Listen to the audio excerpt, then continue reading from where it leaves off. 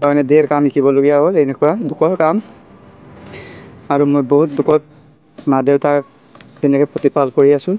মই 14 চনৰ পৰা এইটো কাম কৰি, আৰু আগতে অলপ ভয় খাইছিলোঁ, হ'লেও এতিয়া মই ভয় নাইকিয়া হ'লেও কষ্টটো বেছি হয়। তেনেকৈয়ে চলি আছোঁ। কোনো গভৰ্ণমেণ্টৰ মোৰ ৰিলেশ্যন একো পোৱা নাই। আজি ইমান দিনে মোৰ 14 চনৰ পৰা আজি বছৰ কিমান হ'ল, বহুত বছৰ হৈ গ'ল। এতিয়ালৈকে মই একো সুবিধাটো পোৱা নাই।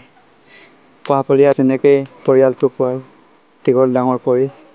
একেলগে কিমান গছ চাপৰিব পাৰিব? মই এতিয়া একেলগে আপোনাৰ 12 জোপামান পাৰোঁ। আৰু বাকী দিনটো পাৰোঁ, দিনটো কৰিব পাৰোঁ।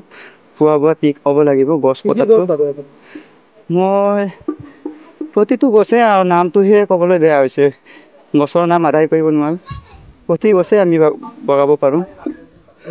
তামোল গছ ইজোপালৈ যাব পাৰোঁ। তামোল গছটোতো ইফালৰ পৰা ইফাললৈ, তামোল গছটোৱে মেইন দুখ আছে।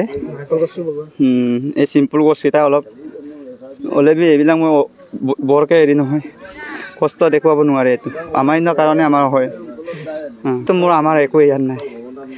ভয় ভাৱটো ক'ত থাকিলেকে বুজিব নোৱাৰিলোঁ। আমি এইবোৰ ভয়টো লাগিলে আমি এইটো কামত নোসোমাওঁ। বহুত কষ্ট কৰে। 2014 চনৰ পৰা কষ্ট কৰিয়ে খাই আছোঁ। ময়ো লগতে থাকোঁ, মোৰো অকণমান কৰোঁ বাৰু, নকৰোঁ নহয়। বেচাই কৰে দিনটোত 6জোপা 7জোপা, 15-20 পালেও যেনে তেনে বগাব পাৰে, দৌৰিবও পাৰে দেই। কি নাম দিছে আমি স্পাইডাৰমেন বুলি, আমি স্পাইডাৰ কাপোৰেই পিন্ধি আছোঁ এতিয়া, স্পাইডাৰমেনৰ নিচিনাকৈ।